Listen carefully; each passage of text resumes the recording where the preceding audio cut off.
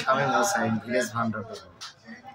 আসলে আপনার একটি ভিডিও আমরা সামাজিক যোগাযোগ মাধ্যমে এবং বিভিন্ন টেলিভিশনে প্রকাশ পেয়েছিল। টেলিভিশনে ওটা প্রচার হয়েছিল? ও নো, আই এম হ্যাপি। আমি এটা জানি না যে টেলিভিশনে এটাকে কালেকশন করেছে। আপনি অনেক ভাইরাল, কিন্তু আপনি নিজে জানেন না, কিন্তু আমি জানি না। টেলিভিশন, বিভিন্ন সামাজিক যোগাযোগ মাধ্যমে কিন্তু আপনার এই ভিডিওটা ভাইরাল, রড কাটার। সেখানে কিন্তু আমার একটি টুরিস্ট আছে, সেটা হলো যে ছেলে। হ্যাঁ, এটা কিন্তু একটা এই বিষয়ে আপনি কিছু বলবেন কিভাবে ওখানে পৌঁছলেন? আসলে আমি বলি, আসলে দেশ বড় না ভেষ বড়। আমার ভেষটা যেটাই হোক না কেন, আমার ভেষটা যেটাই হোক না কেন, আমার দেশটা আমার কাছে বড়।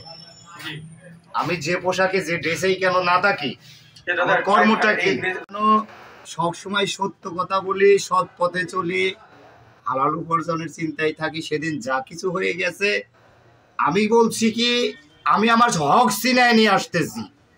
সারা বাংলার 18-20 কোটি লোকের মধ্যে 1 কোটি লোক যদি ঢাকা অ্যাটাক করে, আমার মনে হয় ঢাকা ধূলিসাৎ হয়ে যাবে। 100 গজ মাটির নিচ থেকে আমরা তন্ন তন্ন করে খুঁজে বের করতে পারতাম সেদিন রাতে কি হয়েছে না হয়েছে, আয়না ঘর কোথায়, এই ঘর নাকি ওই ঘর, সব কিছু আমরা তছনছ করে ফেলে দিতে পারতাম, তাই না? আমি তো চাই যে এই 18-20 কোটি জনতার মধ্যে আমি একা ভাইরাল কেন হলাম? But why? মিডিয়া কেন আমাকে 1 কাপ চা খাওয়ালো না? আমার ঢাকাতে রড বিক্রি করে খেতে হলো, গরুর গোশ আমার সেদিন জুটলো না। আমার টোকার ভাইয়েরা কয়েক রড নিয়ে গেল। How funny! হ্যাঁ, ছোট ভাই ব্রাদার নিয়ে গেছে, ওরা বোঝে না, ওরা অবুঝ নিয়ে গেছে। আমি সেটা ওখানেও বলছি, আমাকে গরুর গোস্ত দিয়ে কেউ ভাত খাওয়ায়নি ঢাকা সিটিতে, অথচ আমাকে ইউজ করে অনেকে ভাইরাল হয়েছে। প্রত্যেকটা মিডিয়া নিউজ চ্যানেলকে আমি বলতেছি, আমাকে ট্যাক্স দিতে হবে, আমাকে ভ্যাট দিতে হবে। বঙ্গবন্ধুর বাড়ি থেকে যদি আমি রড নিয়ে আসি, ভ্যাট নিয়ে আসি, ওদের কাছ থেকেও চাই আমি। আমার ফোনটা দেখে,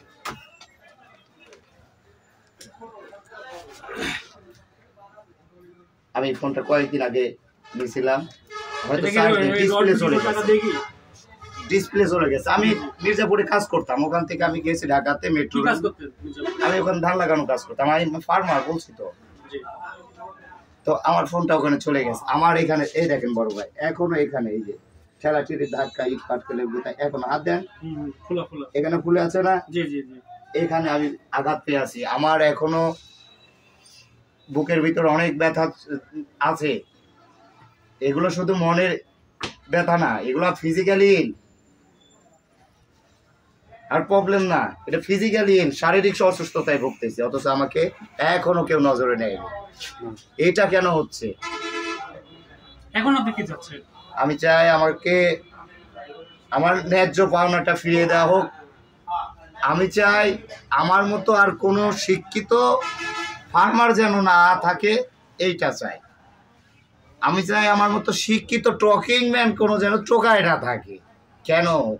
বাংলার বুকে কত ছাত্রকে উনি টোকাই বানিয়ে গেছেন, রড কাটালা, ইট কাটালা বানিয়ে গেছেন। কত হাই সোসাইটির ফ্যামিলির পার্সনরা এসে এক একটি করে ইট নিয়ে গেছে, এই বিশ্বের বুকে ভাইরাল। আমি বলছি, আমি আমার কথা শোনেন, অনেকে ভয় দেখায় এখনো, এই বলবে ওই বলবে ওই বলবে। 32-এ কেউ পারে নাই, ভান্ডার ধয় পারবে না ইনশাল্লাহ।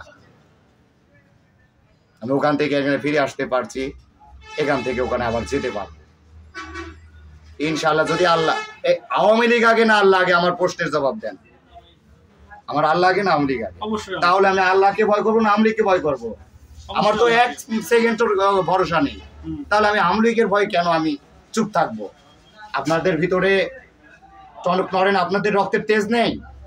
আমি বাংলার এবং বহির্বিশ্বের সমস্ত বাঙালিদের বলতেছি, আপনারা এখনো চুপ থাকবেন? গজরে উঠুন আমার মতো। আমি একলা যদি মরে যাই, আমি শামীম ভিলেজ ভান্ডার দর একটা ছেলে মরে গেলে কোটি কোটি ভিলেজ ভান্ডার দর ছেলে তৈরি হবে সারা বাংলাতে। এইটাই হচ্ছে আমার টার্গেট।